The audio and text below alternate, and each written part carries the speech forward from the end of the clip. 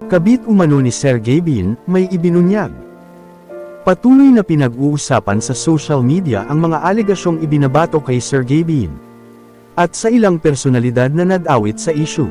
Isa sa mga pangalan na madalas na mabanggit ng mga netizens ay si Ira Lindsay Millares, na iniuugnay umano bilang third party sa relasyon ni Sergey Bin at Elma. Dahil sa pagkalat ng iba't ibang screenshot at kwento online, maraming netizens ang nagbigay ng kani-kanilang opinyon. May ilan na naniniwala sa mga kumakalat na impormasyon, habang mayroon ding nanawagan na hintayin muna ang pahayag ng mga taong direktang nasasangkot bago humusga.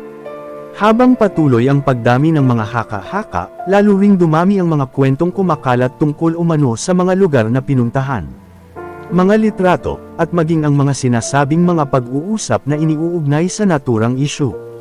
Dahil dito, maraming supporters ni Ira ang nanawagan na magsalita na ito upang malinaw ang publiko. At matigil na ang mga spekulasyon na patuloy na lumalaganap sa social media. Kasunod naman ang naging pahayag ni Sergey Bin sa kanyang vlog kung saan pinabulaanan niya ang mga alegasyon ng pagtataksil. Dumating na rin ang opinyon na pahayag ni Ira Lindsay Millares upang linawin ang kanyang panig. Sa gitna ng usap-usapan, doon na tuluyang nagsalita si Ira at mariing itinanggi ang lahat ng mga alegasyon ibinabato sa kanya. Ayon sa kanya, lahat ng mga screenshot, kwento at mga paratang na kumakalat online ay pawang gawa-gawa lamang at walang anumang katotohanan. Nilinaw niyang wala siyang kinalaman sa mga sinasabing pangyayari sa La Union, Macau, o maging sa mga umano'y sightings at mga pag-uusap na ipinapakalat ng ilang tao. Dagdag pa ni Ira, wala umanong ebidensya o anumang basehan ng mga alegasyon laban sa kanya.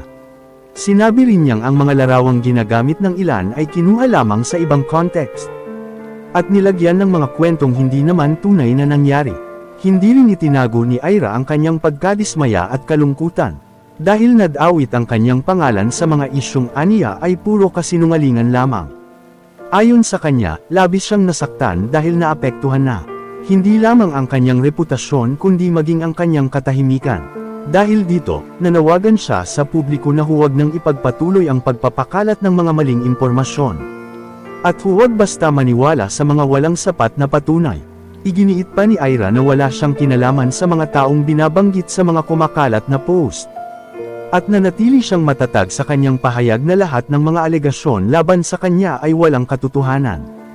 Sa ngayon, patuloy pa rin pinag-uusapan online ang issue, habang umaasa naman ng marami na manaig ang katotohanan at matigil na ang pagkalat ng mga hindi kumpirmadong impormasyon na nakakaapekto sa mga taong nadadamay sa kontrobersya.